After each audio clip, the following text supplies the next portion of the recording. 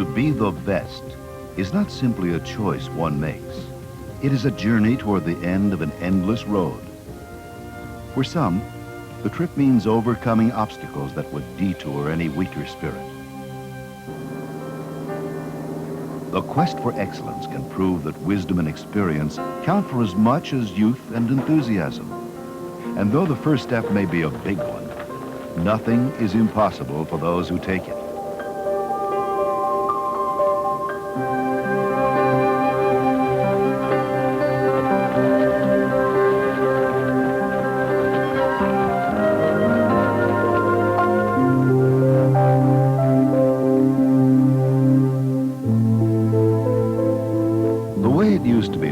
Is a mold meant to be broken by strivers who, like these two women, create new role models. They are the only female crew in a balloon race otherwise contested by traditional male pilots.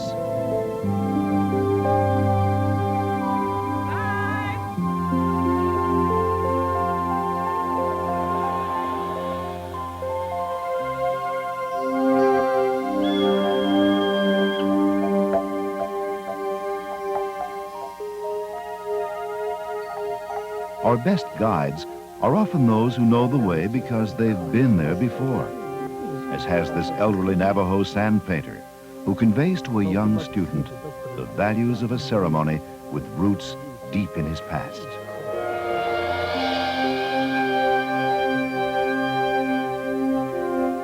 As the fading sun etches its shadows deeper, they destroy their delicate image in a tradition reaffirming that the pursuit of perfection can be a quest that begins anew with each tomorrow.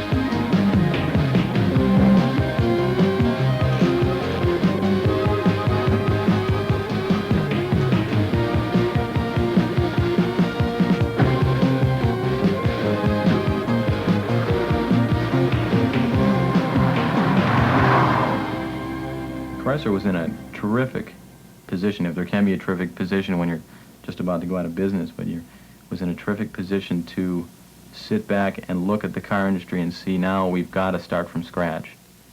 To come to a car company that was willing to take chances and do some fairly wild and exotic things in order to become competitive again was a great opportunity, and as a result, I think I was part of the recovery, and now I'm going to be part of the fun.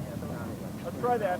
This complex we work in, this building, this environment, 553,000 square feet of sandbox.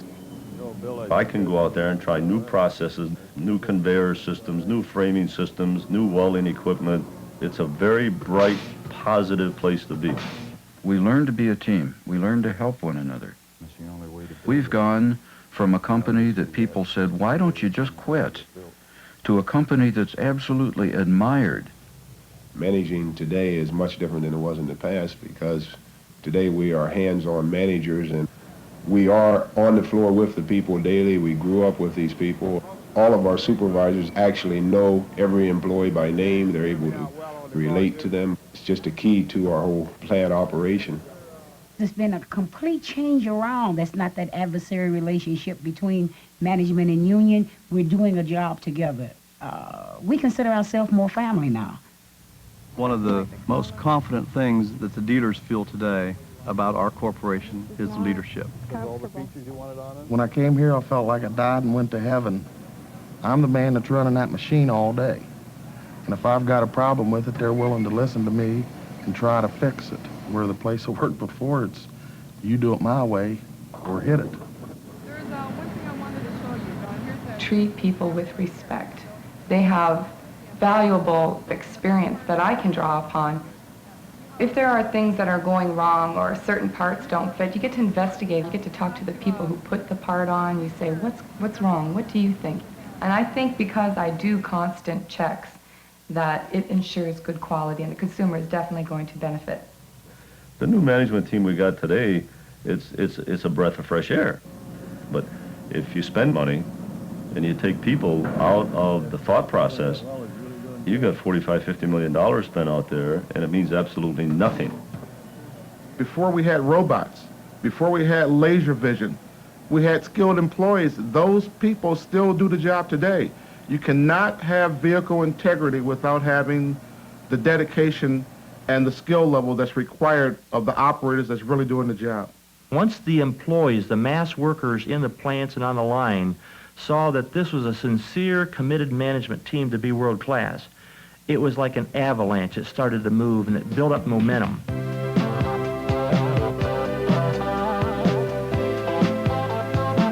We're getting a tremendous positive contribution and attitude from our hourly workforce, the person who is keenest and closest to the solution to the problem. The integration of optic sensors, scanners, laser beams, things that people didn't even know how to spell 5 years ago in manufacturing, now are common. I have seen a tremendous change in attitude where the people want to be the best as much as the management want to be the best. Everybody wants to be a winner. That's what America's all about. The American pioneer spirit is survival. It is aggressiveness. It's the refusal to play dead. It's the refusal to give up. And that's what will keep us strong. 3 years ago, I was laid off for 8 months, and I had between 10 and 11 years seniority. So it gives you time to think and take inventory and see where you are and see what you want your future to be. You think, well, you know, what good is a union without a company? Them days are over with. I'm not concerned with them. I'm looking toward the future right now. I've been out long enough. It's time to get down to business. Take it right through the full cycle: engineering, procurement, sales, service, dealer, body, supplier. We have been willing to accept our weaknesses of the past and that we've made commitments to change. We have new priorities. Quality is now our #1 priority. I always tell my people, the devil's in the detail. If you ever get too far away from those details, that's the day you start losing in manufacturing. If you want to be the best, you have to learn every grinding detail. Having a good attitude when you come to work in the morning, afternoon, or midnights, or whatever, is truly important. Boredom is a big enemy, especially among assembly workers. And the way I drive it out is, I keep spirits high. Whatever you're doing, if you're mopping floors or programming a computer, everybody likes to have a pat on the back. If it don't come from someone you're working for, it has to come from yourself, from within. If you don't take pride in something that you work with and work at, what's the use of working? We are working to be the best. And it's not just something that we have come up with a slogan.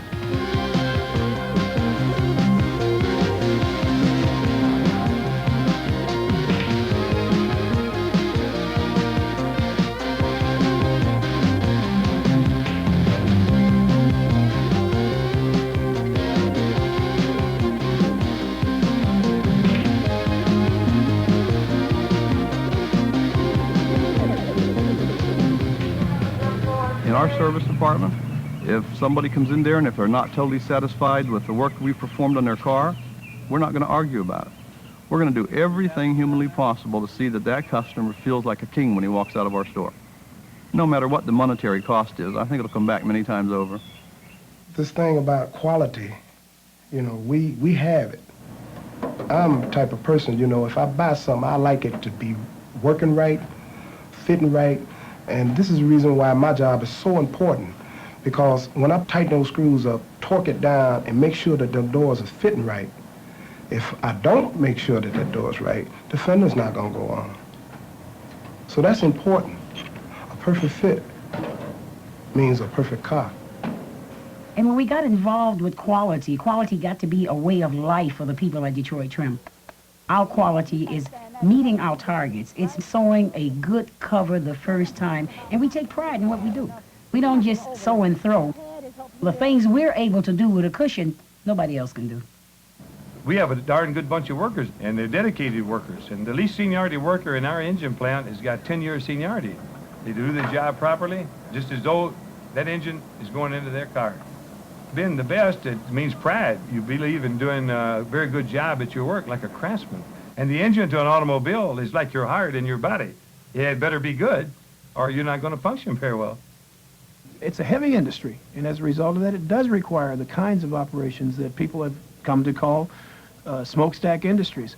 But there's an awful lot of high tech with robotics and things of that nature, and there's more of that coming.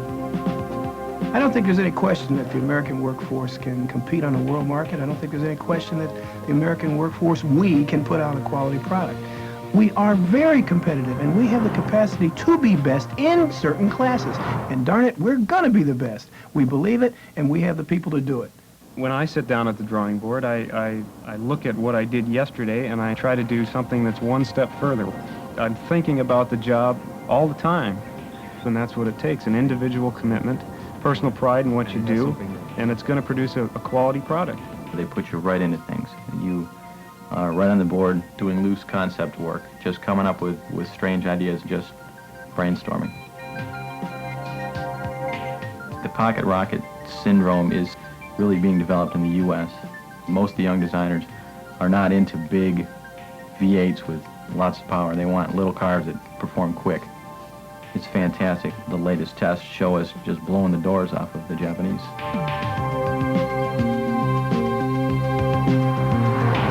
The first things I look for is comfort, steering ability, shifting ability, how well the brakes grab, the way it moves.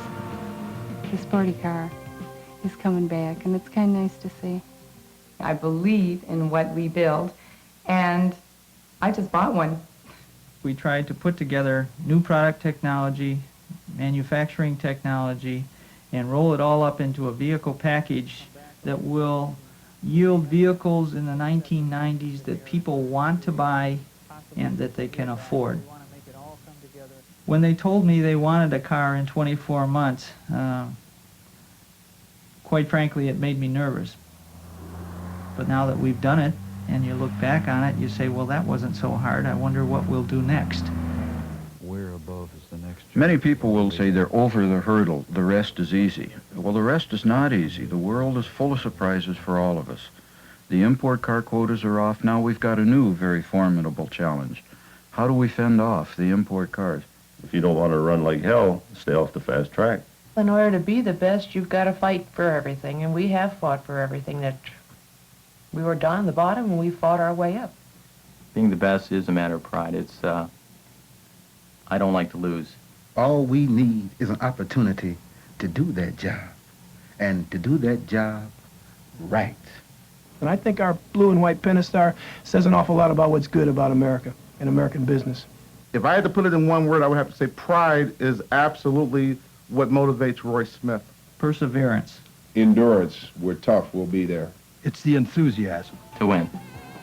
We're going to make it. And we're number one.